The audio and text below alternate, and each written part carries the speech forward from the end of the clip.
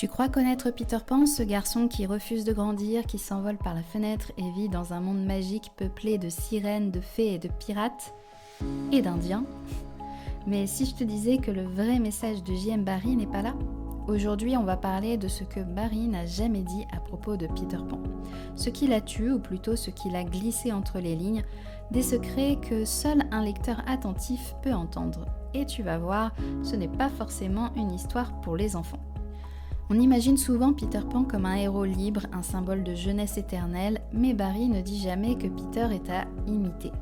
Ce qu'il montre, en revanche, c'est un personnage figé, égocentrique et incapable d'aimer vraiment. Quand je dis aimer, c'est au sens romantique du terme. Il oubliait sans cesse les aventures qu'il vivait, même les gens qu'il aimait. Peter Pan ne grandit pas, mais il ne change pas non plus. Il ne se souvient pas, il ne souffre pas vraiment, il ne lit pas. Ce que Barrie ne dit pas clairement, mais que l'on comprend, Peter Pan n'est pas vivant, il est un souvenir, un fantasme figé, une défense contre le réel. Il y a une scène étrange, au début de la pièce, Peter a perdu son ombre. Wendy la lui recoue, on pense que c'est mignon, un peu magique, mais l'ombre chez Barrie n'est pas anodine.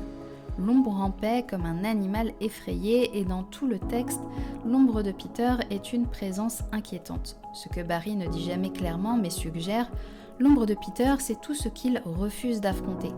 Le poids de son passé, la mort, le deuil, la mémoire, elle devient presque un personnage et Barrie savait ce qu'il faisait en parlant d'une ombre coupée de son corps. Barrie ne dit jamais que Peter aime Wendy, il dit qu'il l'a choisie comme mère. Une idée de rapiécer des chaussettes, de refaire les poches, de les border le soir. Mais à côté, Wendy, elle, tombe amoureuse. Mais Peter ne comprend pas. Il détourne et vite s'échappe. Ce que Barrie ne dit pas, mais murmure à travers les gestes. Peter ne peut pas aimer. Parce qu'aimer, c'est accepter de perdre l'innocence de l'enfance, et lui ne veut rien perdre. Il veut tout garder comme au premier jour. Ce n'est pas de l'égoïsme, c'est une peur immense, celle de revivre l'abandon. Notamment de sa maman. Car oui, pour ceux qui ne savent pas, J.M. Barrie a écrit la jeunesse de Peter Pan et à savoir comment il est devenu ce qu'il est devenu dans Peter Pan dans les jardins de Kensington, qui sont des chapitres à la base publiés également dans Le Petit Oiseau Blanc, mais qui ont été publiés séparément par la suite des suites du succès du personnage de Peter Pan dans la pièce. Et dans ces chapitres, on comprend que Peter Pan était un petit garçon qui voulait pouvoir continuer à voler, pouvoir continuer à jouer sans affronter la vie, le fait de grandir, etc. Et il pensait tout simplement pouvoir faire ça dans les jardins de Kensington aussi longtemps qu'il le voudrait, sans que ça ait de répercussions sur sa famille. Et qu'il pouvait revenir quand il voulait.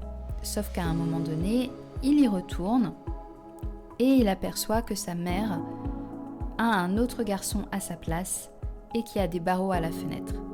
Et pour lui, forcément, c'est le drame. Et forcément, il repart avec une très très grosse blessure qu'il n'arrive pas du tout à digérer. Parce que c'est encore un enfant. Aussi, tu ne le verras jamais écrit noir sur blanc, mais Peter Pan est un texte hanté. Barrie a perdu son frère David à l'âge de 6 ans et sa mère ne s'est jamais vraiment remise de ce deuil. Peter Pan, c'est un peu David, l'enfant éternel, mort trop tôt, figé pour toujours.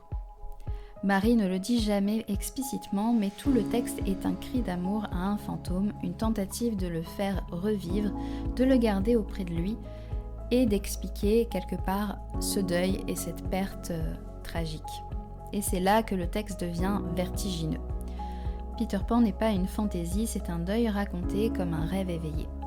D'ailleurs, pour la petite histoire, ce n'est pas le seul enfant décédé qui hante cette histoire. En effet, l'auteur a pris le prénom de Wendy en mémoire de la fille de l'un de ses amis, le poète W.E. Henley. La petite Margaret, qui mourut à l'âge de 6 ans, avait des difficultés à prononcer la lettre R, de sorte que voulant appeler Barrie My Friendly, donc mon ami, elle l'appelait en fait My Friendly, avec un W à la place du R, et ce qui a créé le prénom Wendy par la suite. Alors, est-ce une invention de la part de l'auteur ou simplement un jeu de mots qui a ramené un prénom ancien qui était très peu utilisé en Angleterre à l'époque. Peu importe, la légende voudrait que, en effet, ce soit Barry qui a été crédité à inventer ce prénom. Mais toujours est-il, cette petite fille a marqué Barry, parce que la preuve, même après son divorce, quand il a déménagé à Adelphi Terrace, il avait toujours un portrait de cette petite Margaret, comme un rappel de où il venait et de où lui venaient aussi ses sources d'inspiration. Pour en revenir au sujet, le pays imaginaire, est-ce que c'est vraiment un paradis au final ? C'est vrai que ça fait rêver, mais si tu y regardes de plus près, c'est un endroit dangereux, instable et solitaire. Il y a des duels, des morts, des enfants qui disparaissent, d'autres qui grandissent malgré la croyance populaire, mis à part Peter Pan. Et surtout, rien n'y change jamais. Barry ne le dit pas, mais Neverland est une île cerveau. Un monde intérieur, un refuge psychique, un endroit où aller quand on a trop mal, mais pas un endroit où l'on peut vivre.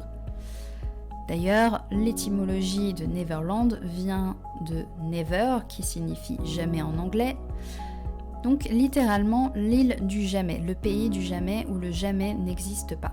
À la fin, Wendy revient, elle grandit, elle transmet, parce qu'elle a compris les méfaits que peuvent provoquer Neverland sur le long terme, notamment sur la mémoire, parce qu'on ne sait plus vraiment qui on est et d'où l'on vient. On oublie. Mais Peter, lui, il reste coincé. Alors voilà, ce que J.M. Barrie n'a jamais dit à propos de Peter Pan, c'est qu'il n'a jamais vraiment expliqué de vive voix, c'est qu'il ne parlait pas d'un garçon qui vole, il parlait d'un garçon qu'on a perdu, il ne parlait pas de magie mais de mémoire, pas d'éternité mais de ce qui nous échappe. Peter Pan, ce n'est pas un héros, c'est un miroir brisé, un rêve doux amer, une façon de dire au revoir sans avoir les mots. Et c'est peut-être pour ça qu'il touche autant.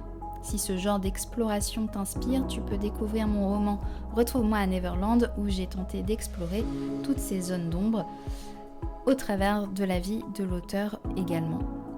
À très vite dans une prochaine vidéo et surtout n'arrête jamais d'écouter ce que les histoires ne te disent pas.